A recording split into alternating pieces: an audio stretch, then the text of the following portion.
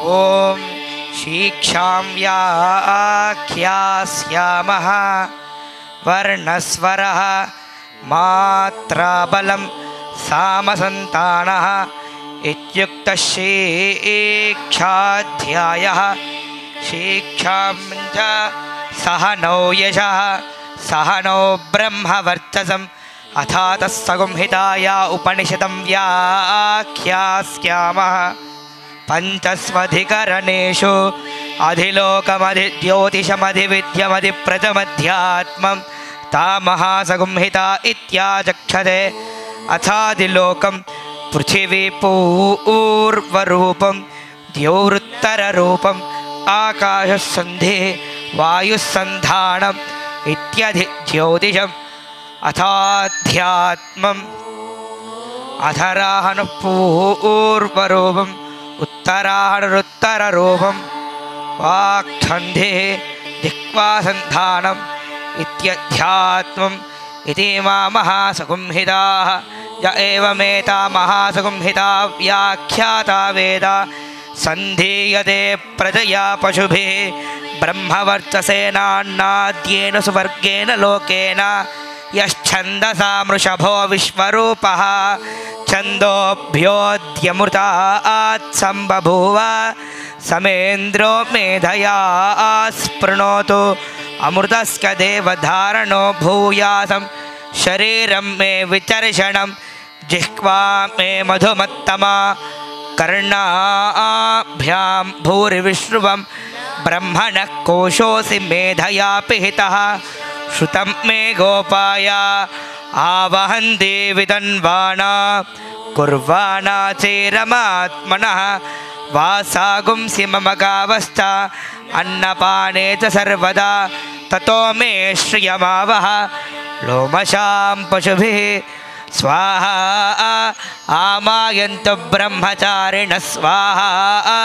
विमायन्तु ब्रह्मचारिणः स्वाहा दमायन्तु ब्रह्मचारिणः स्वाहा शमायन्तु ब्रह्मचारिणः स्वाहा यशोजने सा निस्वाहा तमा भगप्रविश स्वाहा तस्मिन् सहस्रशाखे निभगाहन्त्वयि मृजे स्वाहा यथा वप्रवतायन्ति यथा मासा अहर्जनम् एवं मा ब्रह्मचारिणः धातरायन्तु सर्वतः स्वाहा प्रतिवेशोऽसि प्रमाभाहि प्रमापद्यस्व वितन्वाना शमायन्तु ब्रह्मचारिणः स्वाहा धातरायन्तु सर्वतः स्वाहेकञ्च आशुशिशानो वृषभोणगिधुमो गणागणः क्षोभनश्चर्जनीन संक्रन्दनो निमिष एकवीरः शतगुंसेना अतगत्साकमिन्द्रः संक्रन्दनेन निमिषेण जुष्णुना युत्कारेण द्युस्त्यवनेन धृष्णुना तदिन्द्रेण जगत तत्सहध्वयुधो नर इषु हस्तेन वृष्णा स इषु हस्तैः सनिषङ्गिभिर्वसी सग्स्रष्टा स इद इन्द्रो गणेन सगुंष्टुष्टदित्सोमबाहुजध्यूर्ध्वदन्व प्रतिहिताभिरस्ता बृहस्पते परिदेयार्थेन रक्षोहामित्रागुम् अपबाधमानः प्रबन्धन्सेनाः प्रमुनो युधा जगन्नस्माकमेध्यवित रथानां गोत्रभिदङ्गोविदं वज्रबाहुं जगन्तमज्म प्रमुनन्तमोजसा इमगुं स जाता अनुवेरयद्वमिन्द्रगुं सखायोऽनुसगुं रबध्वं बलविज्ञायत्सविरप्रवीरः सहस्वान् वाजि सहमान उग्रः अभिवीरो अभिसत्वा सहोजा जैत्रमिन्द्रसमातिष्ठ गोवित अभिगोत्राणि सहसा गाहमानो दायो वीरशतमन्युरिन्द्रः द्योस्त्यवनपृतनाषाढयुध्योऽस्माकगुंसेन अवतु प्रयुत्सु इंद्र आसान्नेता बृहस्पतिर्दक्षिणा यज्ञः पुर एतु सोमः देवसेनानामभिवञ्जतेनां जगन्तेना मर्तो यन्त्वग्रे इंद्रस्य विष्णो वरुणस्य राज्ञ आदित्यानां मरुतागुं शद्ध उग्रं महामनसां भवनच्यवानां घोषो देवानां जगतामुदस्तात् अस्माकमिन्द्रः समृतेषु ध्वजेष्वस्माकय्या इषवस्ता जगन्तु अस्माकं वीरा उत्तरे भवन्त्वस्मानुदेवा अवताहवेषु उद्धर्षयमघवण्णायुधान्नुत्सत्वनां मावकान महागुंसि उद्वृत्रहन् वाजिनान्युद्रथानां जगतामेतु घोषः उपप्रेत जगता नरस्थिरावस्सन्तु बाहवः इंद्रो वशर्म यच्छत्मना दृश्या यथा सता अवसुष्टा परापतशरव्ये ब्रह्मसगुंसिता गच्छामित्रान् प्रविशमैषान् कञ्चनोच्छिषः मर्माणि ते वर्मभिश्चादयामि सोमस्त्वा राजा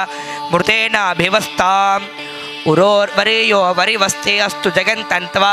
अनुमदन्तु देवाः यत्र बाणाः सम्पदन्ति कुमारा विशिखा इव इंद्रो नस्तत्र वृत्रः विश्वाः शर्म यच्छतु असुराण जगन्तदप्रतिरस्या प्रतिरतत्वं द्वितीयोः तान्वाः प्रत्येव तेन यजमानो जगत्यथो अनभिदितमेव भिजगति दशर्थं भवति दशाक्षरा विराडण्डं विराड् विराज्येमो लोको विदृता वनयो लोकयो विधृत्या अथो दशाक्षर विराडण्डं विराड् विराज्येवान्नाद्ये प्रतिष्ठद्य सदेव वा अन्तरिक्षमन्तरिक्षमिवाग्नि ध्रमाग्निर्द्रेष्मानन्निदधाति ओम सहना भवतु सहनो भुनक्तु सह वीर्यं करवावहै तेजस्विनावधीतमस्तु मा विद्विषावहै ओम शांति शांति शांतिः आभिर्गीर्भिर्यततो न ऊर् ओम मूर्धानन्दिवारतिं पृथिव्या वैश्वानरमृताय जातमग्निं कविगो सम्राजमतिथिञ्जनानामासन्नापात्रं जनयन्त देवाः उल्लासपल्लवितपालितसप्तलोके निर्वाहकोरगितनेमकटाक्षलीलां श्रीरङ्गहर्म्यमलदङ्गलदीपरेखां